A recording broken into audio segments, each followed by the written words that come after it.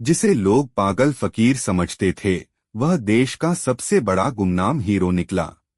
कभी कभी इंसान की असली पहचान उसके कपड़ों में नहीं, उसके जख्मों में छिपी होती है। समाज अक्सर फटे कपड़े देखकर फैसला सुना देता है कि सामने वाला भिखारी है, पागल है, बेकार है। लेकिन किसी के टूटे हुए शरीर के अंदर कौन सा तूफान दबा है, यह कोई नहीं जानता। आज की कहानी भी ऐसे ही एक आदमी की है। एक ऐसे आदमी की जिसे पूरा शहर पागल कहकर पत्थर मारता था। कोई उसे रोटी नहीं देता था। कोई उसके पास बैठना पसंद नहीं करता था। लेकिन एक दिन जब उसकी असली पहचान सामने आई, तो वही लोग उसके पैरों में गिरकर रोने लगे। कहानी शुरू होती है राजस्थान और गुजरात की सीमा के पास बसे एक छोटे से कस्बे सूरजगढ़ से। मई का महीना था। दोपहर का वक्त था। सूरज ऐसा लग रहा था जैसे आसमान से आग बरसा रहा हो। सूरजगढ़ का पुराना बस स्टैंड धूल, पसीने, चिल्लाहट और भागदौड़ से भरा हुआ था।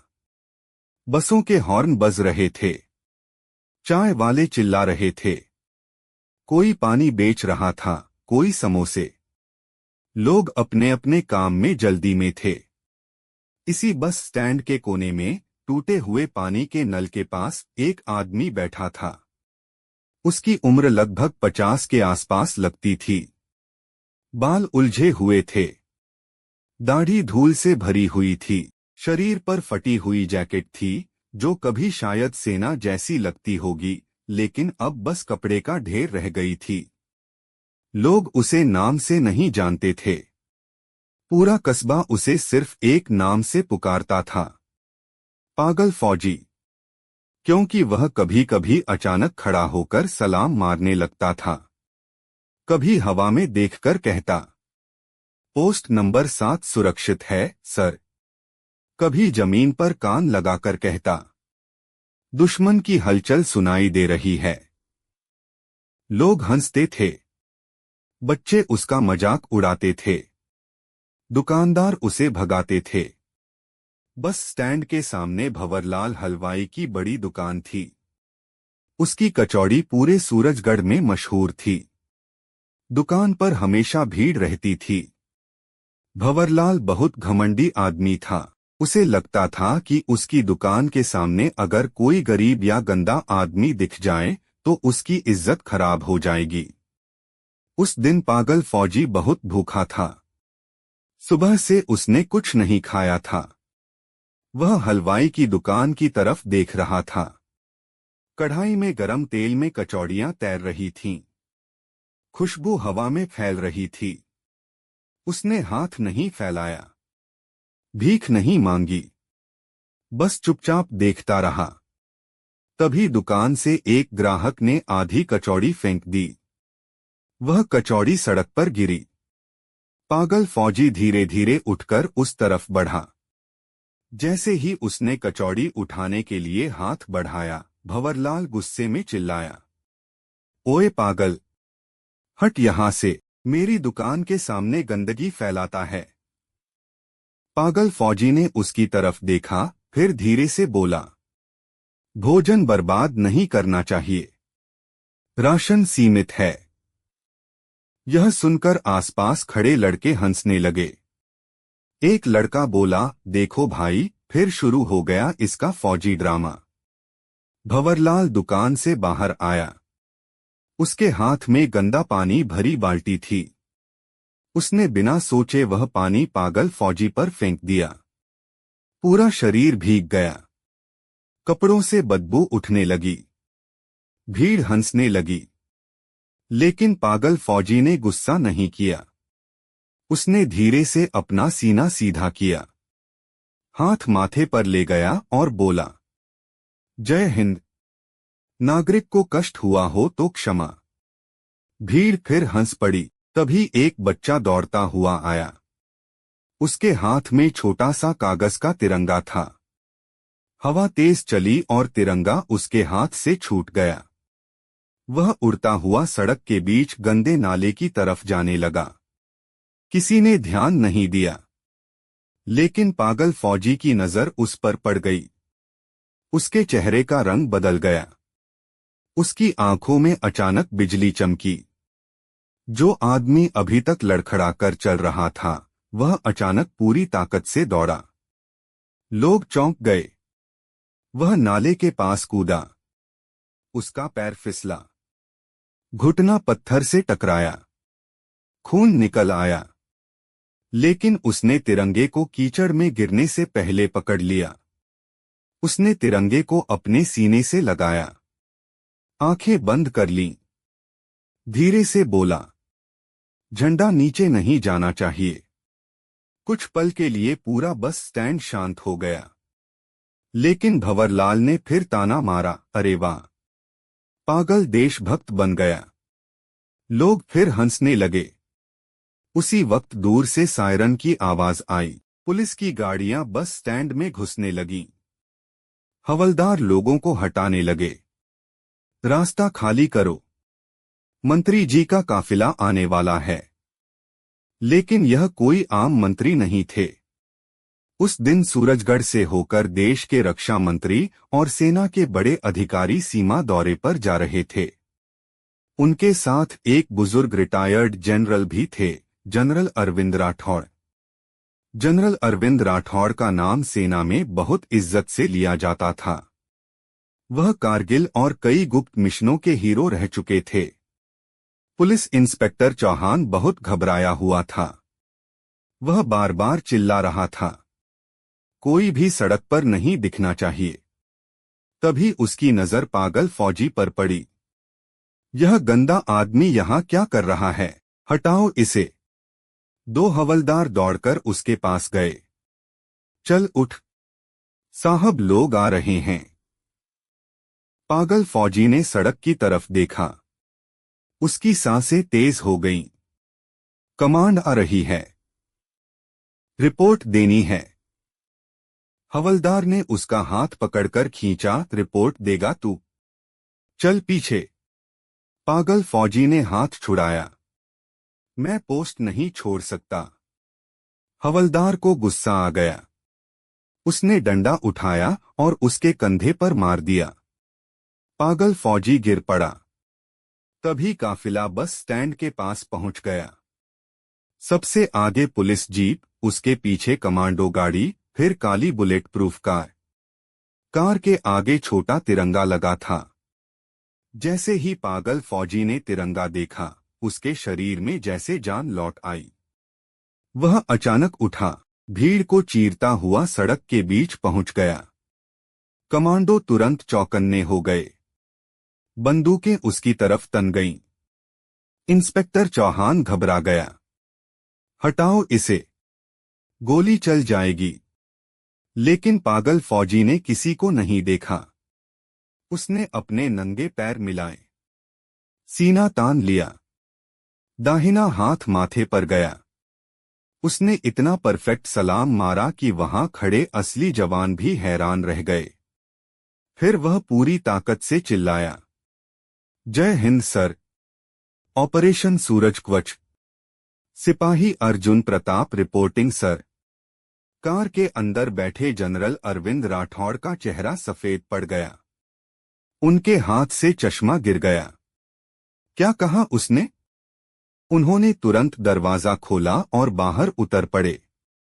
कमांडो ने उन्हें रोकना चाहा, लेकिन उन्होंने हाथ से इशारा किया। जनरल धीरे धीरे उस पागल आदमी की तरफ बढ़े। उनकी आंखें भर आई थीं। उन्होंने कांपती आवाज में कहा, अर्जुन, अर्जुन प्रताप। यह नाम सुनते ही पागल फौजी का चेहरा बदल गया। उसकी आंखों में पहचान की हल्की सी लौ जली। वह बुदबुदाया, साहब, पहाड़ी पोस्ट, कोडलाल, गांव बच गया न सर? जनरल अरविंद राठौड़ रो पड़े। उन्होंने उस गंदे, बदबूदार, घायल आदमी को अपने सीने से लगा लिया। भीड़ स्तब्ध रह गई। जिसे सब पागल कह रहे थे, उसे देश का बड़ा जनरल गले लगाकर रो रहा था। भंवरलाल के हाथ से कचौड़ी गिर गई। इंस्पेक्टर चौहान की आंखें फटी रह गईं।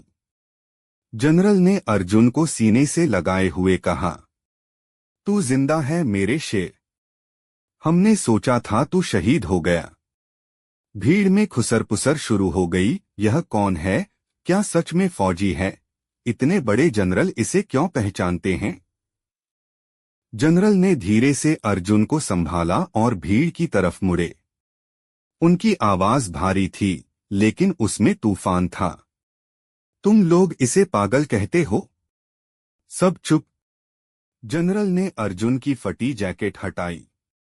उसके सीने पर पुराने जख्म थे, गोलियों के निशान थे, पीठ पर जलने के निशान थे। भीड़ के कई लोगों ने डर से आंखें नीचे कर लीं।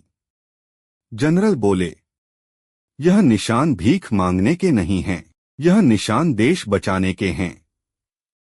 उन्होंने अर्जुन के सिर पर अपनी कैप रख दी।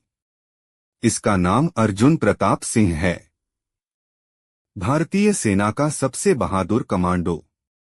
18 साल पहले ऑपरेशन सूरजवच में इसने वह काम किया था जो 100 आदमी मिलकर भी नहीं कर पाते। सबकी सांसें थम गईं। जनरल आगे बोले, दुश्मन ने हमारी सीमा के पास एक खतरनाक रासायनिक हथियार छिपाया था। अगर वह हमला होता तो हजारों नहीं, लाखों लोग मर सकते थे।